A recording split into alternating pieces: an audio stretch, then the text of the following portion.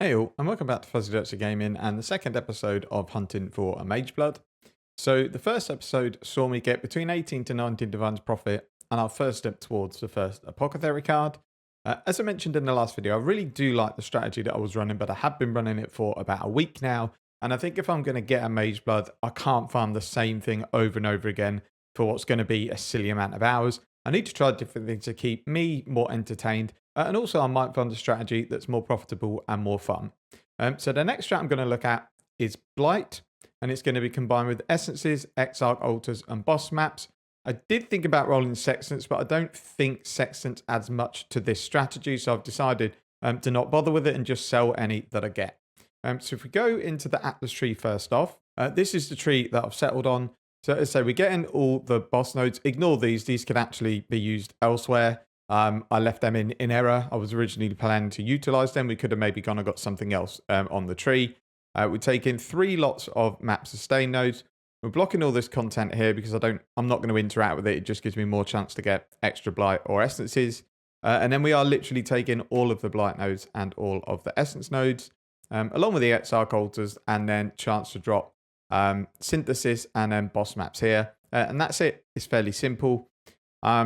I've bought all the stuff already for the strategy as per the timer here. So I think the end of the last episode, we were about 347. So it didn't take long to buy the supplies because I'm not using very much of the strategy. I'm using charge compasses with maps found are a tier higher, but it does mean that it doubles the cost of building and upgrading your towers. We're just using a Gilded Blight Scarab, and then we're going to run Toxic Sewer. So I've decided to do 40 maps.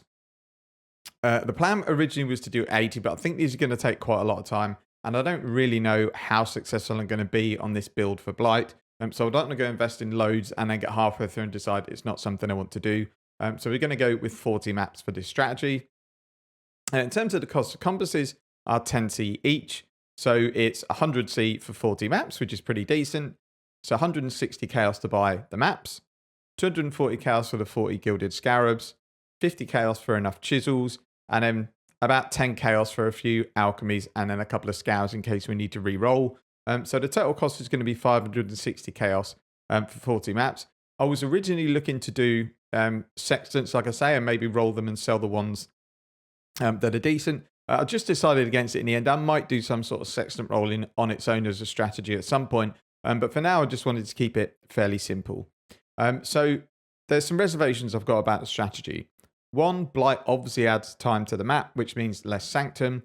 And I'm not sure boss nodes synergize that great with it because I think the boss nodes work better when you're completing maps really, really quickly. But I can imagine the average map time is going to be 6 to 7 minutes because you will get a few maps where you get 2 Blights, and I'm going to be doing Sanctum as well. So overall, I'm not sure everything I've done synergizes brilliantly, but we'll see. So being a pure cold build as well, I think there's potential like a brick, a couple of encounters, especially as the compass doubles the cost of building towers, so you can't really get a decent tower setup going.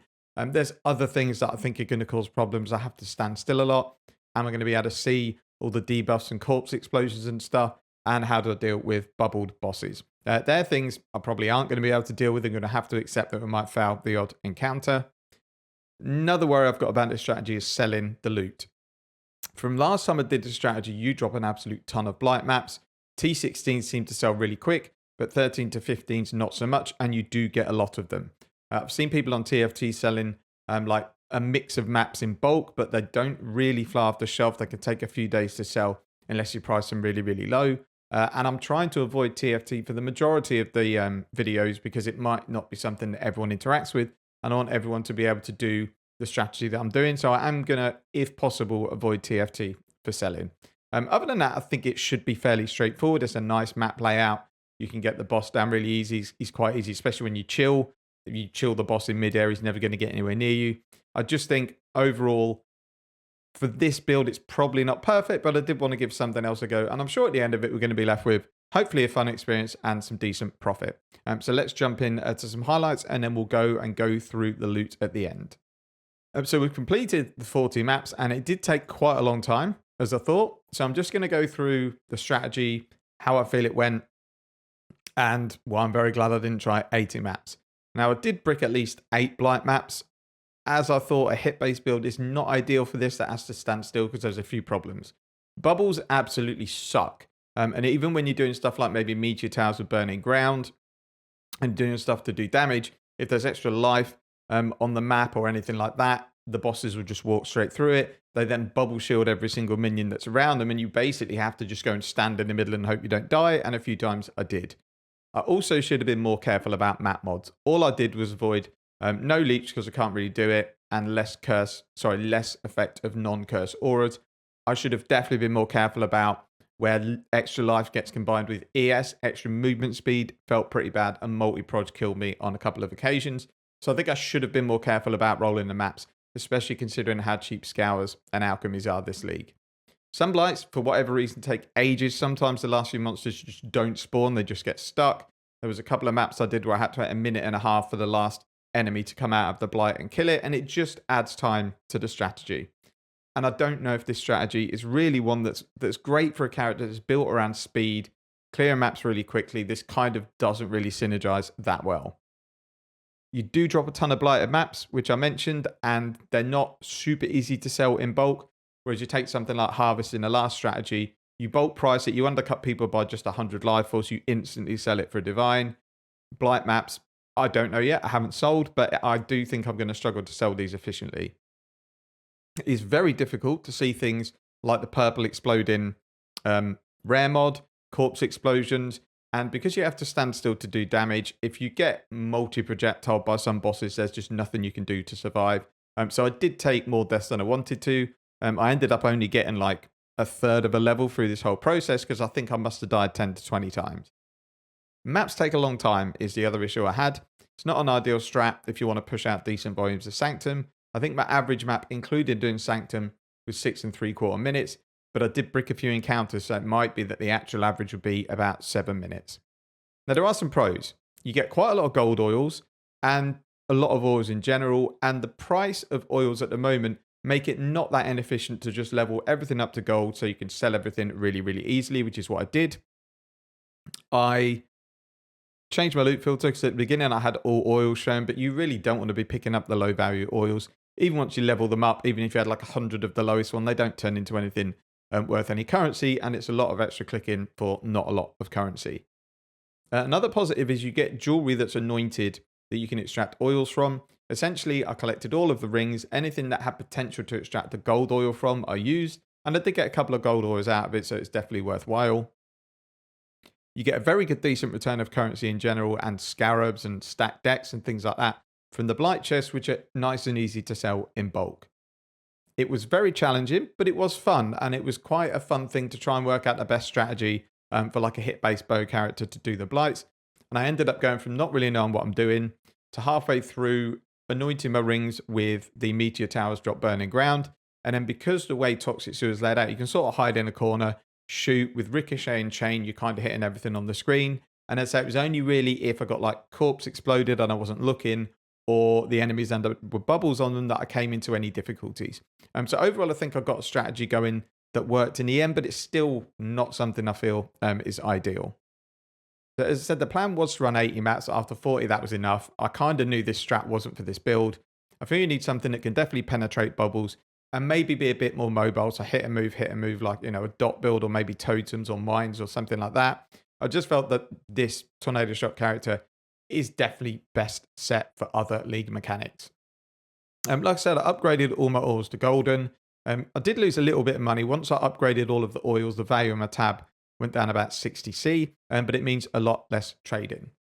Now, my Sanctum returns were absolutely terrible. I got really unlucky in that I had to reset 2 runs because I basically came to a decision where whichever way I went, I was going to get one of the smoke on the map. And I thought, I'm not battling through 2 more floors of that, not knowing what I'm going to get. So I gave up the runs. I completed 1 run, but it had really bad rewards. So as you can see, we've got like 60 chaos and some divine orbs and a couple of unmakings, and that's about it. Not amazing returns. So we're going to have a look at the loot in my game. So this is an actual currency tab. So 3 divines were carried over from the last session. We had 1 raw divine drop in the maps and 2 or 3 exalts. So a bit unlucky. Maybe we could have had an extra divine. But overall, the actual currency tab is not looking too bad. We've got some sextants that we can sell in bulk pretty easily.